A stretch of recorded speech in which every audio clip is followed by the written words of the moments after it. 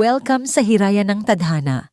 Dito sa Hirayan ng Tadhana, buhay ang mga kwentong puno ng pag-ibig, sakripisyo, pagtataksil, tagumpay, at misteryong tatatak sa puso mo. Mula sa mga nakakakilig na love story, nakakakabang drama, hanggang sa mga kwentong may aral at inspirasyon. Samahan mo kami sa bawat episode na magdadala sa iyo sa mundo ng imahinasyon at tadhana. Kaya huwag kalimutang mag-like, mag-comment at mag-subscribe at click ang notification bell para sa mas marami pang nakakakilig at kapanapanabik na mga kwento, kung saan ang bawat kwento ay may pusong mararamdaman. Ngayon ay ating tunghayan ang kwentong pinamagatang The Revenge. Jana at Liam lumaki. Si Jana Madrigal na may isang bagay lamang sa isip, ang ibalik ang dangal ng kanyang pamilya. Dati ay isa sa pinakamayaman at respetadong pamilya ang mga Madrigal, hanggang sa pagtaksilan sila ng mga taong pinagkatiwalaan nila. Ang pangunahing salarin ay ang pamilya Sebastian. Dahil sa kanila, nakulong ang kanyang ama at namatay ang kanyang ina dahil sa labis na pagdadalamhati. Lumipat si Jana sa ibang bansa, nag-aral ng mabuti at pinalakas ang sarili. Pagbalik niya sa Bacolod, hindi na siya ang mahina at inosenteng babae na kilala nila. Siya ay naging matalino, maganda at puno ng puot. Ang plano niya ay simple. Lapitan si Liam Sebastian, ang tagapagmana ng imperyo ng Sebastian, paibigin ito at wasakin siya pati ang kanilang negosyo. Ngunit hindi naging madali ang lahat. Si Liam ay hindi lamang mayaman at makisig. Kilala rin siya bilang malamig at walang pakialam sa mundo. Akala niya ay madali niyang mapapaikot ito sa kanyang mga daliri. Ngunit sa bawat araw na lumilipas, nakikita ni Jana ang ibang panig ni Liam. Ang mabuting puso nito na itinatago niya sa likod ng pagiging istrikto. Dito, pumasok si Beatriz Elizalde, ang anak ng kasosyo sa negosyo. Matagal na siyang may gusto kay Liam. Nakita niya na unti-unting nagbabago si Liam dahil kay Jana. Nagsimula siyang gumawa ng mga kwento at paninira kay Jana, "Huwag kang magpapaloko sa kanya, Liam. Baka may masama siyang intensyon sa atin." Babala ni Beatrice, habang palihim na pinapahirapan si Jana sa trabaho at lipunan. Sa dulo ng season 1, nahuli ni Liam si Jana na hawak ang mga dokumento tungkol sa nakaraan ng kanilang pamilya. Nagtama ang kanilang mga mata. Alam na nilang may tinatago ang isa't isa. Mas lalong uminit ang sitwasyon. Hinarap ni Liam si Jana. "Gusto mo ba akong sirain, Jana? Dahil kung oo, matagal mo na sana akong ginawa." Nagulat si Jana dahil nalaman niyang alam na pala ni Liam ang katotohanan mula pa noong una. Alam nitong anak siya ng kaaway ng kanilang pamilya. Pero sa kabila nito, hindi siya iniwan ni Liam. Ang kasalanan ng ating mga magulang ay hindi dapat maging pasanin natin, sabi ni Liam. Ipinagtapat niya na matagal na niyang gustong ayusin ang mga maling nagawa ng kanyang ama. Ngunit lalong nagalit si Beatrice. Nakita niyang imbes na lumayo si Liam kay Jana, mas lalo pa itong napalapit. Nagplano siya ng mas malaking gulo. Kinuha niya ang mga pera ng kumpanya at ibinato ang kasalanan kay Jana. Napilitang umalis si Jana at nagmukhang kriminal sa mata ng publiko. Habang tumatakbo, naramdaman niyang tila gumuho ang mundo niya.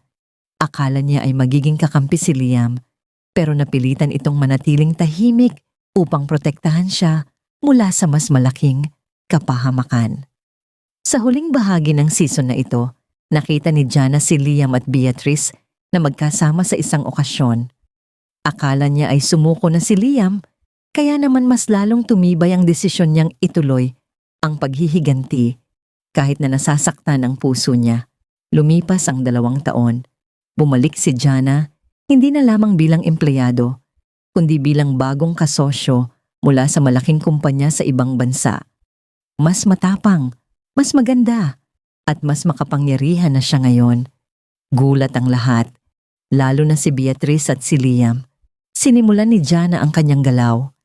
Isa-isang kinuha ang mga proyekto na dapat sa Sebastian Corporation. Sa bawat tagumpay niya, nakikita niya ang sakit sa mga mata ni Liam. pero nanatili siyang matigas. Binabalik ko lang ang lahat ng kinuha niyo sa amin noon, sabi niya ng harapan. Pero sa likod ng lahat ng ito, lihim na tumutulong si Liam. Siya ang nagbigay ng mga ebidensya na nagpatunay na inosente ang ama ni Jana.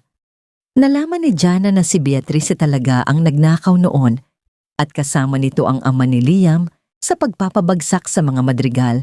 Nagalit si Beatrice nang malaman niyang nabubunyag na ang katotohanan.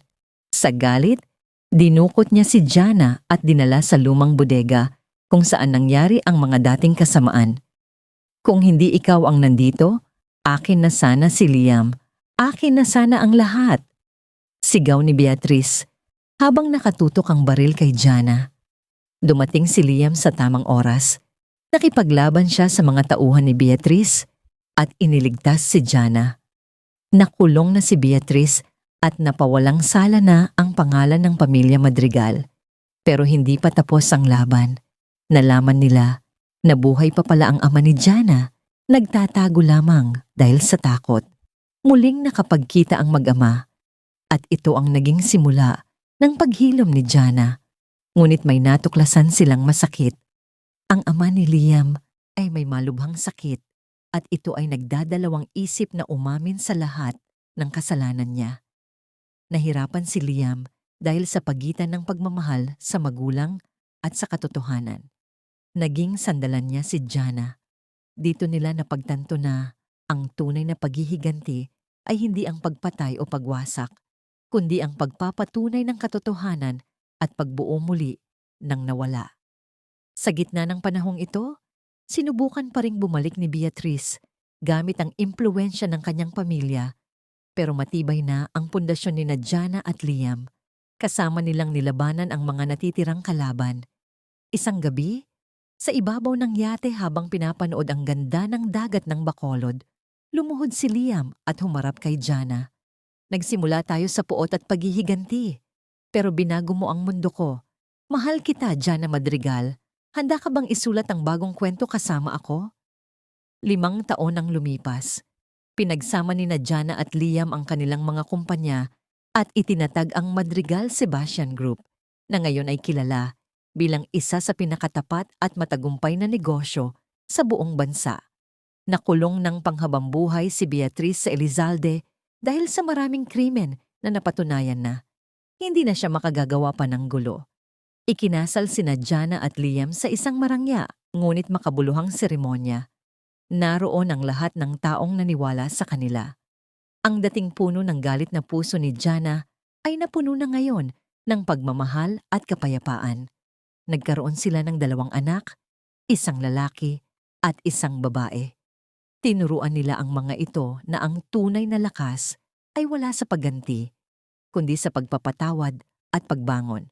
Sa huling bahagi ng kwento, nakita silang nakatayo sa hardin ng kanilang bahay, hawak ang kamay ng isa't isa habang pinagmamasdan ang kanilang pamilya. Ang paghihiganti ko ay nakamit na. Bulong ni Jana kay Liam habang nakangiti. At ako naman, ang nakamit ko ay ikaw. Sagot ni Liam sabay halik sa kanyang noo. Wala nang ikatlong tao, wala nang lihim. Ang natitira na lamang ay pagmamahala na tumagal sa kabila ng lahat ng bagyo. Wakas, at dito nagtatapos ang ating kwento dito sa Hiraya ng Tadhana. Maraming salamat sa inyong walang sawang panonood at pagsuporta.